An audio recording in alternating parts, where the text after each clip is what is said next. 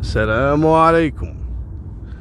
والله يا في قصص يعني واحد يعور قلبه اقسم بالله، لكن سبحان هذا قضاء وقدر. لكن القصة اللي بذكرها لكم هذه للموعظة لكل زوج. يعني إذا عندك أي مشكلة مع زوجتك حاول كثر ما تقدر أنك ما تمد ايدك أبدا، ما تمد ولا تفكر أنك تمد ايدك.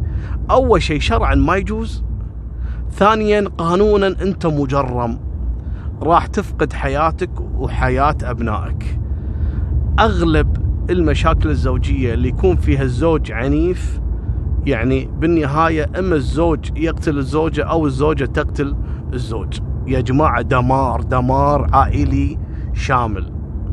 بقول لكم قصتين حصلت 2015 و2016 وبنفس المنطقة، منطقة سلوى. والله يا جماعة قلبي يعورني أيامها لما كنت أنصدم صراحة. يا رب الكلام. يعني واحد شو يقول الحمد لله الذي عافانا ممن ابتلاهم به. بس شنو واحد يحذر، هذا الصبح والناس طالعة ماخذ عيالها رايحة المدارس والحياة بدأت من الصبح، وتعرفون الجو العمل والناس طالعة والناس منشغلة بحياتها. رجال من الصبح ماسك زوجته عند باب البيت، وهوشة بينهم وعلى طول ويسدد لها طعنات، ذبحها. قاموا يصرخون، عياله كانوا موجودين في البيت توهم مساكين ما راحوا المدرسة ويبكون وكذا، وحضروا رجال الأمن وجثة. شيء يعور القلب.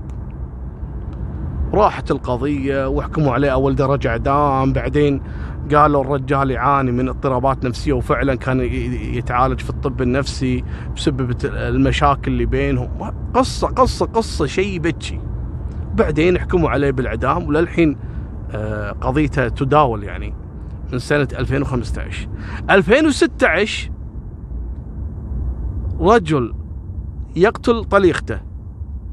وين قتل طليقته؟ عند باب البيت وقدام الله وخلقه على الشارع. أول ما نزلت من السيارة على طول ضربها در نفيس برقبتها، وبعدين سدد لها ضربة بالمطرقة، وماتت المرأة يعني من نص الشارع كذي عند سيارتها.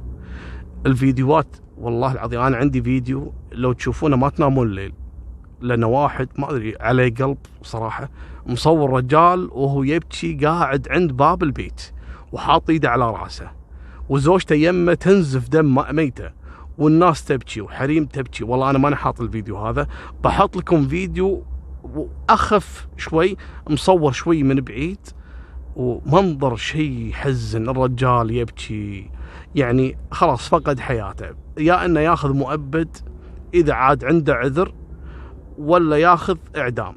عياله تيتموا من امهم ومن ابوهم، غير الفضيحه قدام خلقه. دامك انت عندك مشاكل مع زوجتك رب العالمين حط حل سبحان الله، يا انك تتعدل، يا انك تحل المشكلة بينك وبينها، أو إذا عجزت الطلاق رحمة. تمد ايدك لا، تمد ايدك راح تضيع نفسك، ما تضيع المرأة، تضيع نفسك أنت. غير إن الموضوع ما يجوز شرعا. أنا بحط لكم الفيديو بالإنستغرام، أرجو أنكم تشوفونه وتتابعونه. طبعا كذلك هو تم إحالته للمحاكمة، والمرأة الله يرحمها حالوها للطب الشرعي وأثبتوا أنه ارتكب الجريمة، والرجال سلم نفسه ما تحرك من مكانه.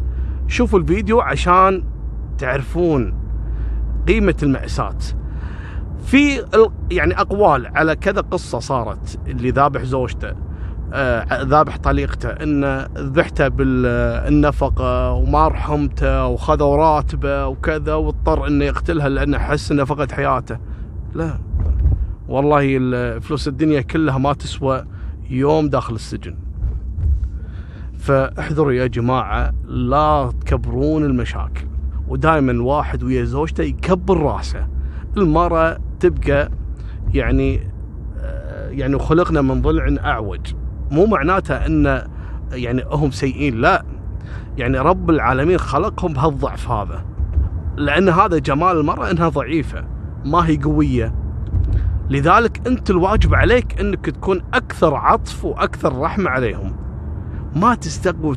فأي خطأ يبدر منها، إذا كان الخطأ يتصلح بالفلوس، يتصلح بالكلام، يتصلح بالتنازل، كبر راسك. بس في بعض الأمور لا، إذا كانت كبيرة لا، خلاص الطلاق هو الحل الوحيد وانتهى الموضوع. استر على نفسك واستر على أهلك. هذه نهاية سالفتنا، فمان الله، مع السلامة.